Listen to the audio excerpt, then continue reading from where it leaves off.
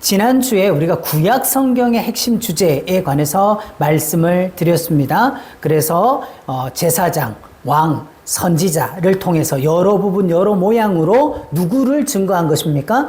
예수 그리스도께서 오실 것이다 라고 하는 것을 증거한 것이 구약 성경의 핵심 주제다 라고 말씀을 드렸어요. 그러면 신약 성경은 뭐냐? 바로 약속하신 그것이 이루어졌다 라고 하는 이 사실을 말씀을 들어 증거하는 것이죠. 신약 성경의 구성은요, 첫 번째 4개의 복음서, 4복음서가 나오고, 그리고 사도행전의 역사서가 나오게 되죠. 그리고 21편의 서신서가 있고, 마지막에 요한계시록 예언서가 나오게 됩니다. 근데 이게 그냥 구약 따로 신약 따로가 아니라 이 4복음서는요, 모세오경과 관련이 되어져 있는 것이죠. 특별히 이 모세오경에서 창세기에서 아브라함에게 주신 뭐를 주셨습니까? 예수 그리스도를 보내주시겠다라고 하는 이 자손, 예수 그리스도께서 아브라함의 자손으로 오실 것이다. 그리고 특별히 창세기 22장에서는 무슨 사건이 있게 됩니까? 네 독자 이삭을 모리아산, 하나님이 지시한 한 산 거기 가서 번제로 드려라 라고 한 이것을 통하여서 누구에 대한 예시, 누구에 대한 예표로 이 사건을 말씀하시는 거죠. 독생자 예수 그리스도를 우리를 위하여 내어주실 것에 대한 예표를 보여주신 거죠. 그리고 사도행전, 신약 성경에는 이제 역사서가 사도행전인데, 구약 성경에서는 이 역사서가 이제 여호수아로부터 시작해서 마지막 에스더서까지 이 역사서가 있죠. 근데 그 특별히 중심 주제는 여호수아 1장 2절과 연관해서 이제 모세가 죽은 후에 이렇게 여호수아서가 시작되면서 하나님께서 여호수아에게 이제 일어나서 이 백성들을 이끌고 요단강을 건너서 어디에 들어가라? 가나안 땅에 들어가라. 한마디로 이제 여호수아가 이스라엘 백성들을 이끌고 가나안 땅을 정복하는 이야기가 바로 이 역사서의 중심 주제가 되는 것이죠. 그럼 오늘날 사도행전에서는 그 뭐를 하는 것입니까? 복음으로, 예수 그리스도의 복음으로 세상을 정복하는 얘기로 연결되어지는 것입니다. 그리고 신약에는 21의 서신서가 있듯이 구약 성경에는 17권의 선지서들이 있었던 거죠. 이게 서로 짝을 이루어서 바로 이 복음의 진수를 우리 가운데 보여주고 있다라는 거예요. 그리고 마지막 요한계시록과 짝을 이뤄서 에스겔, 다니엘, 스가랴 같은 이런 예언서들이 우리 가운데 또 있게 되어서 하나님께서 이런 예언을 통하여 가지고 보여주시고자 하는 게 뭐냐? 현재는 고난이지만 장차 우리에게 있을 뭐를 보여주는 겁니까? 영광스러움. 이것을 보여주고 있는 것이다. 이렇게 신약과 구약이 짝을 이루어서 서로 증거를 하고 있다라고 하는 것을 보여주는 거죠. 그러면 신약 성경에는 복음이 몇 편이 있는가? 우리가 복음서가 4권 있으니까 그럼 복음도 4편인가 하는 거죠. 누가복음 2장 11절에 오늘 다윗의 동네에 너희를 위하여 누가 나셨다? 구주가 나셨으니 곧 그리스도 주시니라 하신 말씀대로 누가 태어나신 거예요? 구약에 예언하신 대로 이제 그 예언의 실체로 예수 그리스도께서 성육신하셔서 이 땅에 오신 것이죠. 그걸 마가복음 1장 1절에서는 하나님의 아들 예수 그리스도의 뭐의 시작이다? 복음의 시작이다. 예수님이 육신을 입고 이 땅에 오는 것으로부터 뭐가 시작됐다? 이제 복음의 시대가 시작이 됐다라고 하는 것을 말씀해요. 근데 요한복음 12장 27절에 가서 이제 십자가를 지실 예수님께서 내가 이를 위하여 이 때에 왔나이다. 자, 이를 위하여가 뭡니까? 십자가에 자기 몸을 대속물로 내어주실 이를 위하여 이때에 왔다. 즉 예수님이 육신을 입고 이때에 오셨다라고 하는 것이죠. 그리고 19장 30절에서 십자가에서 다 이루었다 하시고 영원히 떠나가셨다. 한마디로 예수님께서 육신을 입고 이 땅에 오신 가장 큰 목적이 뭐다? 십자가로 우리의 구원을 다 이루시기 위하여 오셨다라고 하는 거예요. 그래서 복음서는 4편이지만 실제로는 한 편의 복음, 예수 그리스도의 생애라고 하는 하나의 복음이 있을 뿐이다 라고 하는 거예요. 그러니까 따로따로 해석을 하면 안 된다는 거죠. 그러면 왜 이런 질문을 하느냐? 오늘 이게 우문현답이라 그러죠. 왜 이런 질문을 하게 되는 겁니까? 오늘날 소위 우리가 복음서를 설교만 하면 그게 마치 복음을 전하고 있다라고 착각하는 경우가 많다. 또 성도들도 그냥 설교를 듣고 있으면 그게 다 복음을 듣고 있다라고 착각을 하고 있는 게 많기 때문에 그런 거예요. 그럼 신구약 성경 전체에 복음이 몇 편이 있는가? 이런 질문들을 우리가 잘 해보지 않는 거예요. 신구약 전체에도 복음이 몇 편인가? 창세기 3장 15절을 우리가 뭐라 그러죠? 원복음, 원시복음, 첫 복음이다 그래요. 이 원복음은 세 마디로 기록이 되는데, 첫째, 여자의 후손과 뱀의 후손. 자, 이 세상에는 수많은 나라와 수많은 민족들이 있지만 크게 두 부류로 나눠서 여자의 후손에 계보에 서 있는 자와 뱀의 후손에 계보에 서 있는 자, 이 두 진영으로 나뉘어져 있다는 거예요. 근데 두 번째로 이 두 진영 사이에 원수가 되게 하리라. 한마디로 뭐예요? 화평한 게 아니라 두 진영에 항상 뭐가 있다? 싸움이 있다는 거예요. 이게 평안할 수가 없다라고 하는 거죠. 언제까지 싸움이 있는 겁니까? 둘 중 하나가 이제 죽어야 끝나는 거예요. 둘 중 하나가 멸망을 받아야. 그런데 결과적으로 여자의 후손은 내 머리를 상하게 할 것이요 너는 그의 발꿈치를 상하게 할 것이다. 이 싸움의 결론은 누가 승리하는 걸로 끝난다? 예수 그리스도 여자의 후손이 승리하는 것으로 끝나게 될 거다. 사탄은 네가 아무리 발버둥 치고 네가 아무리 그럴지라도 너는 여자의 발꿈치, 여자의 후손의 발꿈치 정도 상하지만 이 여자의 후손은 너의 머리를 깨뜨림으로써 최종적인 승리를 줄 것이다 라고 하는 거죠. 그런데 마지막 성경의 마지막 요한계시록에 가보니까 용을 잡으니 옛 뱀이요 마귀요 사탄이라. 그러니까 창세기 3장에 나온 이 뱀이 뭐냐? 옛 뱀. 그게 보니까 용이더라. 이게 사탄이요 마귀였다라고 하는 것이죠. 그리고 어떻게 합니까? 자, 창세기 요한계시록 21장 6절에 이루었도다 하시면서 나는 알파와 오메가요 처음과 마지막이다 라고 말씀을 하시는 거예요. 한마디로 창세기 3장 15절에 내가 하리라 하신 이 말씀을 언제? 요한계시록에서 이루었다 하심으로써 다 이루게 될 거다. 하나님이 시작하신 여자의 후손과 뱀의 후손을 싸움을 하나님께서 최종적으로 승리하심으로 다 이룰 것이다 라고 하는 성경 전체도 한 편의 복음이다. 자, 창세기로부터 요한계시록까지 누구를 중심으로 기록된 거다? 예수 그리스도의 복음을 나타내는 거다. 이게 한 편의 복음이다 라고 하는 거죠. 그러므로 우리가 자 알아야 될게요. 마태복음 1장 1절에 아브람과 다윗의 자손 예수 그리스도의 계보다라고 말씀이 시작된 신약 성경의 첫 음성이 아브람과 다윗의 자손 예수 그리스도의 계보다 족보다라고 이렇게 설명을 하고 있어요. 그럼 우리가 아브람을 알려면 어디를 알아야 되는 거예요?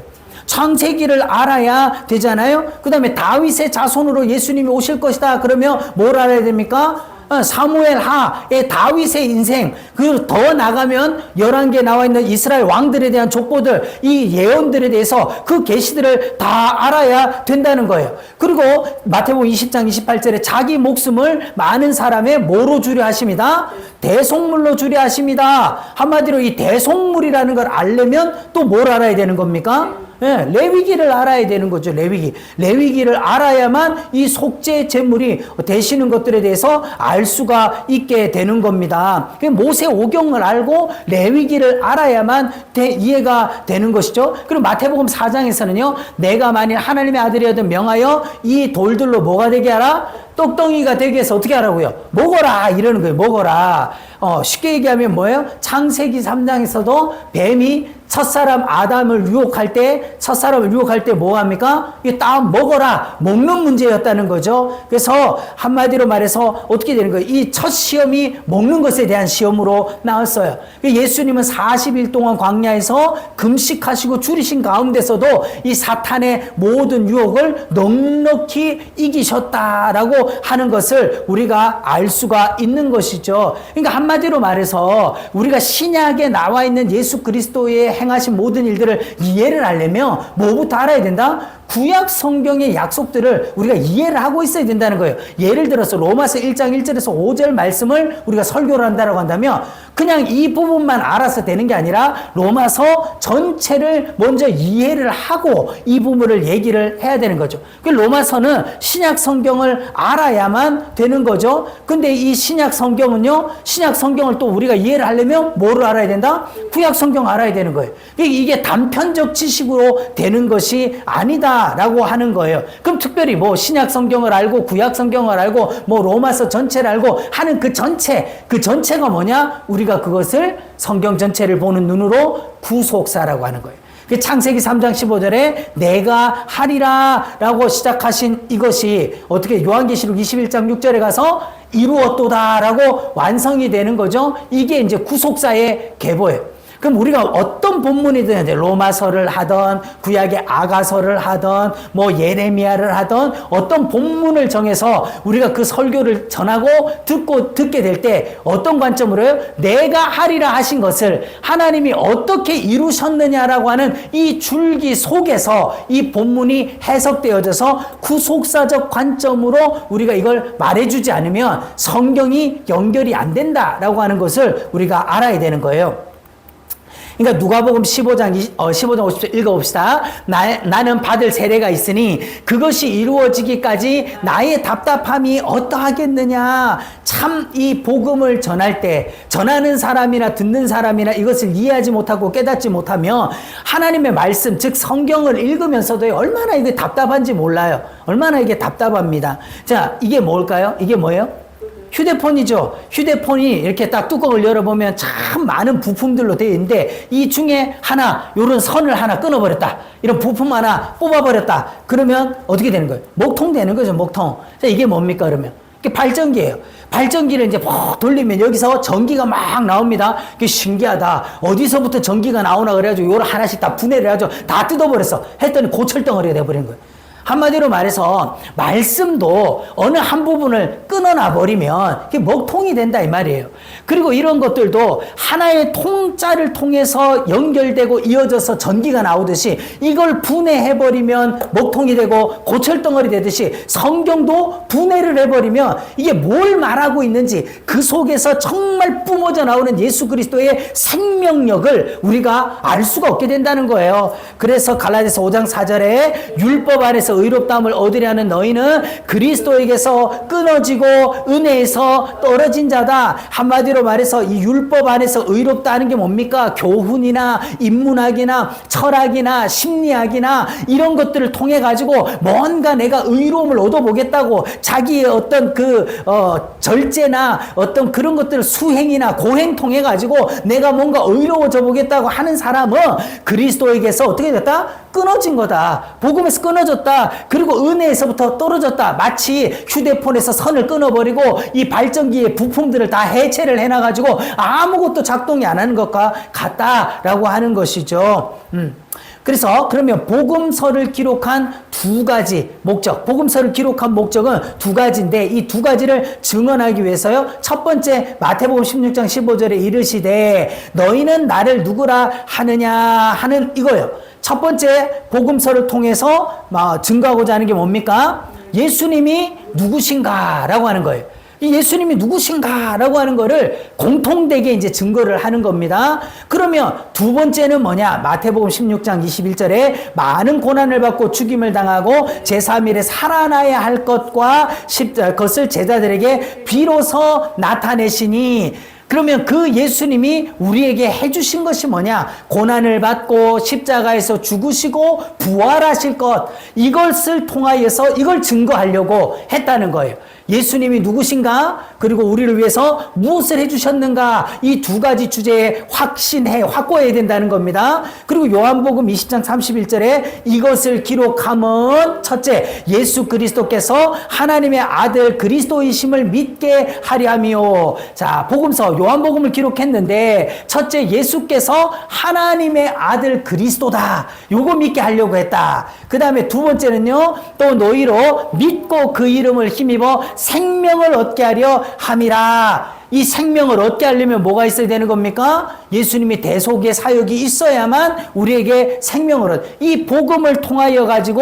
생명을 얻게 한다라고 하는 거죠. 그래서 이 두 주제만 진심으로 믿으면 우리가 뭘 얻는 거예요? 구원을 얻는다. 우리가 복음 말을 많이 하고 믿음 말을 많이 하는데 뭐가 복음이고 뭐가 믿음이냐, 뭘 믿어야 구원을 받는 거냐라고 할 때 이 두 가지 주제에 확고해야 된다라고 하는 거예요.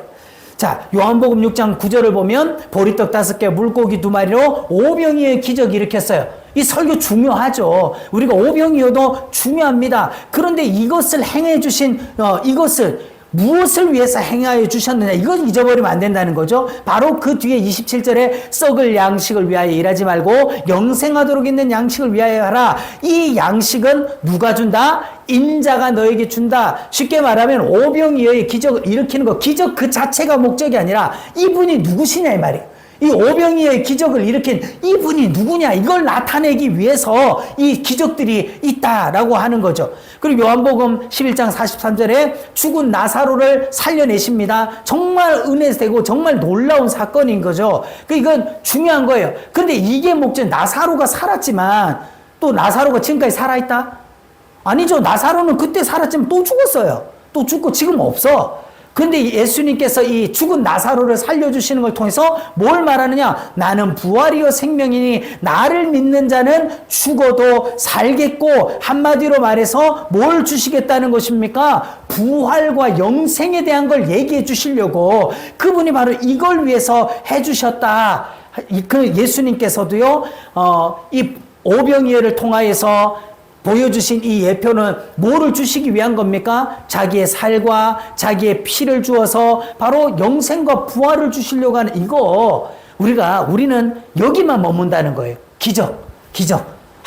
그래서 지금도 막 열심히 기도하고 뜨겁게 기도하고 믿음으로 간구하면 뭐든 된다, 다 된다. 예, 그런 마인드 컨트롤에 대한 이야기를 하는 게 아닙니다. 뭐죠? 그분이 누구시며 우리에게 무엇을 주시고자 하느냐, 이걸 보여주는 것이 핵심이다는 거죠. 두 번째로요, 이제 사도행전, 신약의 역사서죠. 이 사도행전의 주제가 여호수아 1장 2절에 이제 너는 가서 내가 주는 그 땅으로 가라라고 명령하는 것과 연관이 된다 그랬어요. 여호수아는 이스라엘 백성들을 데리고 들어와서 무력으로 가나안 땅, 그 실제된 가나안 땅을 정복을 했죠. 그런데 오늘날 우리는요, 사도행전 1장 8절을 보면 오직 성령이 너에게 임하시면 너희가 권능을 받고 예루살렘과 온 유대와 사마리아와 땅끝까지 이르러 내 증인이 되라. 한마디로 말해서 복음으로 예루살렘과 유대와 사마리아와 땅끝까지 이 복음으로 하나님의 나라 될 사람들의 마음을 정복해 들어가는 거죠. 예. 그래서 6장 7절에 보면 하나님의 말씀이 왕성하여 예루살렘과 온 유대와 사마리아 교회가 평안하여졌다. 그리고 마지막 사도행전 28장 31절에 하나님의 나라를 전파하며 주 예수 그리스도에 관한 모든 것을 담대하게 거침없이 가르쳤다라고 하는 걸로 마무리가 돼요. 로마서에서요, 이렇게 말씀하고 있는 거죠.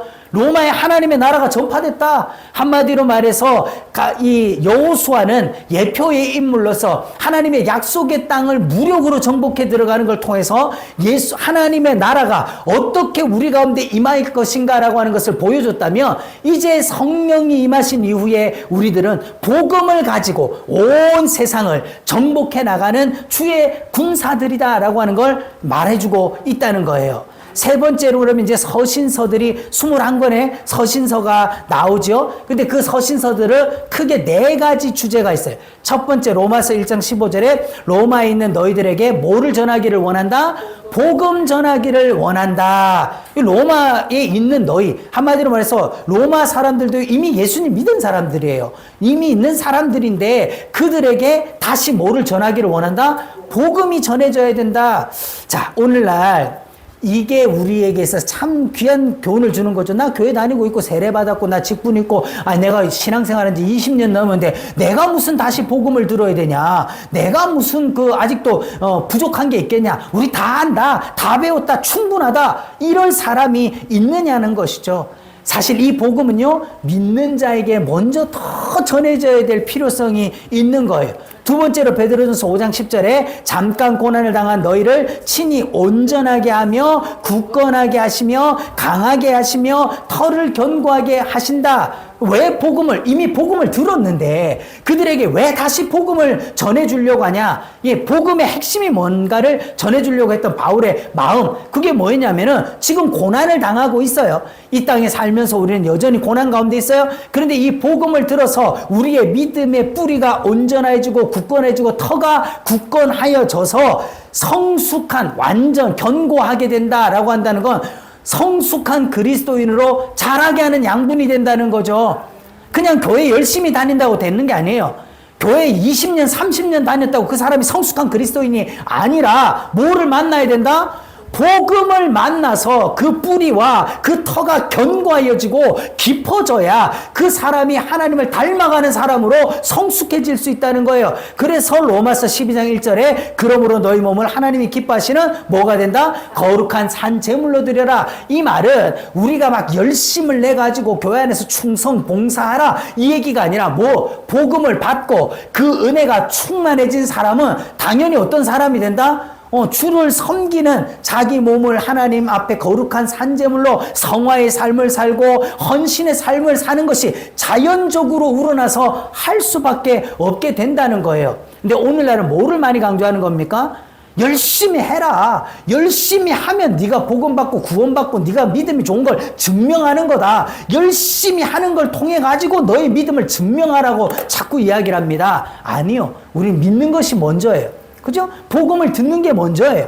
그 복음 안에서 터가 굳어지고 그 은혜에 충분히 젖어지는 게 먼저라는 겁니다. 그러면 하라 마라 뭐 열심히 해라 충성해라 할 것 없이 잘 하더라는 거예요. 네 번째로 유다서 1장 3절에 성도에게 단번에 주신 믿음의 도를 위하여 뭐해라? 힘써 싸워라. 이제는 우리가 이렇게 복음을 받고 우리가 영으로 거듭난 사람이라면 어떻게 해요? 주님 만나는 그날까지 전투하는 교회, 싸우는 교회, 이 원동력, 우리의 이 싸움의 힘의 원동력이 뭐냐? 복음에 있다는 거예요. 복음. 순교까지도 갈 수 있는 이 믿음의 원동력이 뭐냐? 이게 복음에 확고하다는 거예요. 복음에. 그 구원받은 은혜에 확고할 때 가능한 거다라는 거죠. 그래서 복음이 원동력이고요. 온전하고 견고하고 성화의 삶을 살고 이단을 경계하고 이 모든 것 이게 바로 복음이다. 복음에 우리가 확고하면요, 우리 믿음이 흔들릴 일이 없다는 거예요. 복음이 확실하면요, 우리가 세상을 넉넉히 이기는 삶을 산다는 거죠. 가장 중요한 거, 복음이 확실하면 이단에 넘어갈 필요가 없어. 이단을 두려워할 이유가 없다 이 말이에요. 마지막 네 번째로 예언서인 요한계시록에서 하나님께서 우리에게 주신 마음이 뭔가? 요한계시록 1장 9절은요. 나 요한은 예수의 환난과 나라와 참음에 동참했다. 지금 요한이 환난 가운데 있잖아요. 그래서 반모섬에 유배가 됐어요. 거기에서 정말 절대로 죽을 때까지 빛을 보지 못하게 해라. 하늘을 보지 못하게 하라. 저 지하 깊숙한 깜방 속에다가 넣어놨는데 그때 하나님의 말씀과 예수를 증언하였으므로 말미암아 반모라는 섬에 갇혔다. 그냥 환난을 당하고 있다는 거예요. 예수 그리스도의 복음으로 말미암아. 자, 그런데 요한계시록 21장 10절을 보니까 성령으로 나로 크고 높은 산으로 올라가 하나님께로부터 내려오는 거룩한 성 예루살렘을 보여줬다. 몸은 반모섬이라고 하는 저 지하 정말 캄캄한 감옥 속에 있는데 영으로서 하나님께서 나를 저 높은 산으로 올라서 뭘 보여주신다는 거예요? 새하늘과 새 땅, The City of God, 하나님의 나라가 내려오는 것을 눈으로 확 보게 해주는 거죠. 이걸 통해서 보여주시려고 하는 하나님의 마음이 뭡니까? 지금은 우리가 고난을 당하나 장차 있을 영광과 좋게 비교할 것이 된다 못 된다? 못 된다. 자, 우리가 정말 이 하나님께서 우리에게 주신 현재는 우리에게 고난이나 이 복음을 통해서 장래 주어질 영광의 역사를 우리가 바라보면서 사는 거죠. 구속사에는요, 3번의 이루심이 있다라고 하는 걸 우리가 명심을 합시다. 첫 번째, 하나님께서 창세기에서 천지와 만물을 어떻게 했다? 다 이루었다라고 말씀하시죠.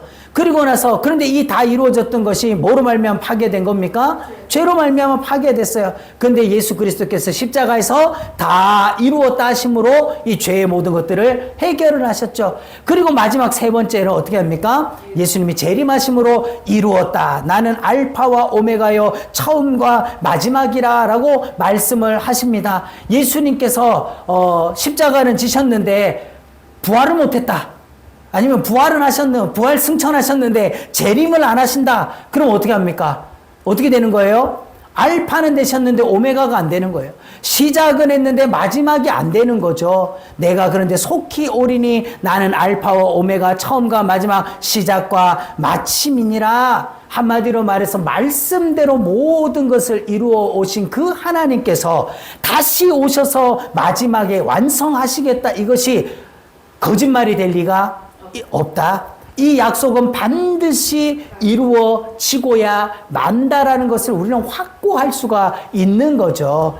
그래서 신약성경 27권의 주제와 핵심이 뭐냐? 예수님이 누구신가? 신약성경에서 말하고자 하는 것은 예수님이 누구신가? 그분이 우리를 위해서 무엇을 해주셨는가?